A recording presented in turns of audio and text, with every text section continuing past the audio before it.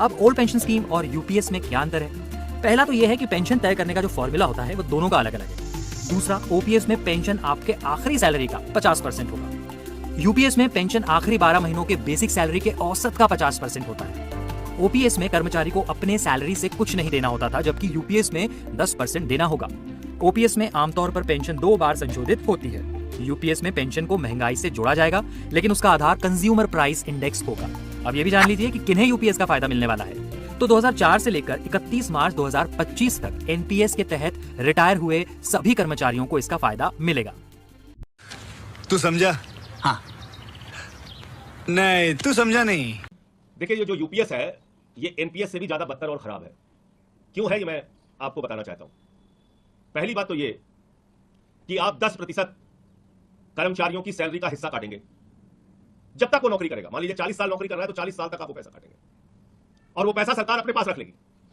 तो कौन सी पेंशन दे रहे हो भैया आप? कौन सी पेंशन दे रहे हैं आप? कर्मचारी का ही पैसा अपने पास रखकर ढिढोरा पीटने का पेंशन दे रहे हैं।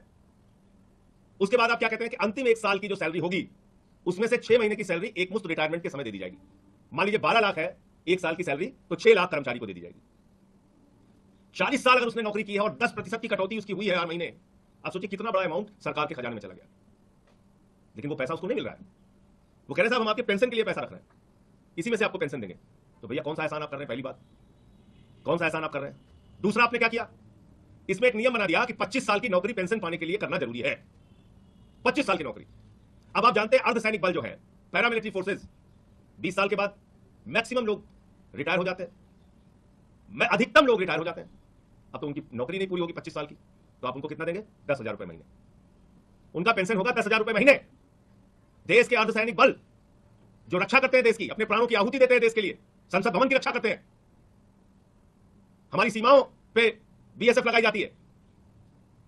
आप मुझे बताइए, आप कह रहे हैं कि साहब उनको जो है क्योंकि वो 25 साल की नौकरी नहीं कर पाएंगे तो उनको पेंशन के वो हकदार नहीं है। 2 बात हो गई। तीसरी बात यह है कि अगर यूपीएस इतना ही अच्छा है और 50% आप साल भर की जो अंतिम वर्ष के जो उसकी सैलरी है, उसका बेसिक्स है, उसका आप एवरेज निकाल के उसको आधा देंगे आप पेंशन के रूप में, तो भैया ओपीएस लागू कर दीजिए ना आप। जब आप कह रहे हैं कि यूपीएस जो है वो बिल्कुल एकदम ओपीएस की तरह है, तो ओपीएस लागू कर दीजिए आप। उसमें तो कर्मचारियों से कुछ नहीं लिया जाता था, बावजूद इसकी पेंशन मिलती थी। तो इसलिए ये देश के लाखों कर्मचारियों के साथ नई जो यूपीएस की जो स्कीम है ये एनपीएस से भी ज्यादा बदतर है और कर्मचारियों के साथ धोखा है। देखिए, जहां तक सवाल मिनिमम पेंशन का है, मिनिमम पेंशन के बारे में भी सरकार का रवैया काफी लचीला रहा है। अभी तक जो पुरानी पेंशन स्कीम थी उसमें 9,000 रुपए मिनिमम पेंशन का प्रावधान था, उसको उन्होंने बढ़ा करके 10,000 रुपए कर दिया। उस पर भी डीएनएस मिलने का काम होगा। बाकी जो 25 वर्ष की सीमा उन्होंने तय करने का काम किया, उससे नीचे के जो लोग हैं उनको प्रोरेटा बेसिस पर पेंशन मिलने का काम होगा। तो मैं समझता हूं कि हर सेक्शन को, हर व्यक्ति को कवर करने की कोशिश की गई है। आंदोलन आप इस पर नहीं लगता है कि ओपीएस को लेकर के कर्मचारियों के बीच में कोई भी आंदोलन होगा। हाँ, साले का खोपड़ी तोड़ साले का।